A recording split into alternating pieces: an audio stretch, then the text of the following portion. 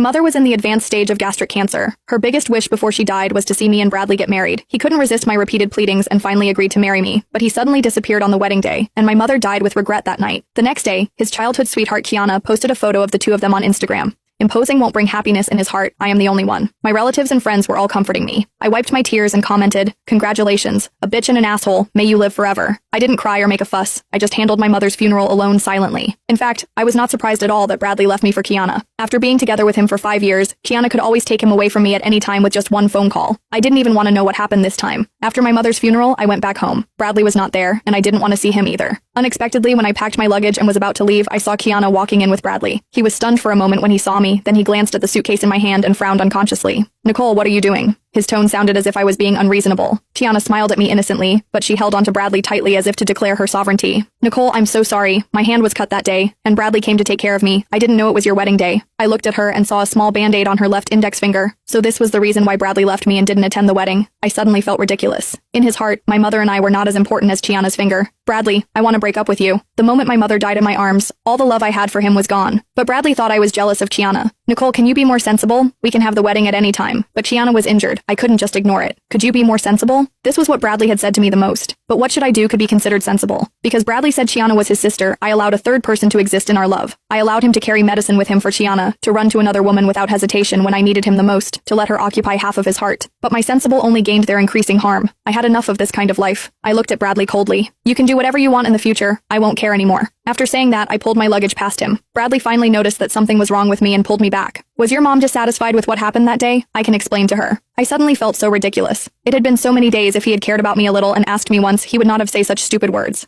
I pried his hand away. "There's no need." I had always been cautious, gentle, and ingratiating myself with Bradley, and had never been as indifferent as I am now. Bradley looked at my back, his eyes stunned for a moment. After coming to his senses, he was about to chase after me, but was stopped by Kiana. "Bradley, this is not your fault. If her mother hadn't pretended to be sick, how could you have been forced to marry her?" I felt like something exploded in my head. Before I realized, I had already slapped Kiana in the face. Bradley, who originally felt guilty towards me, suddenly changed his expression. He subconsciously protected Kiana behind him. His eyes were cold. "Nicole, what are you doing?" I glared at Kiana. "You'd better keep your mouth clean." Kiana was aggrieved. "Was I wrong? If your mother hadn't pretended to be sick and threatened Bradley, how could he marry you?" I looked at Bradley. "Do you think so too?" He didn't answer, but I got the answer from his eyes. Half a year ago, my mother was diagnosed with advanced gastric cancer. She knew she didn't have much time left, and her greatest wish before she died was to see me marry the person I loved and have a good husband. In order to let my mother rest in peace, I begged Bradley desperately and even knelt down in front of him to ask for this wedding. But he thought my mother was pretending, just to force him to marry me. Maybe he always looked down on me from the bottom of his heart.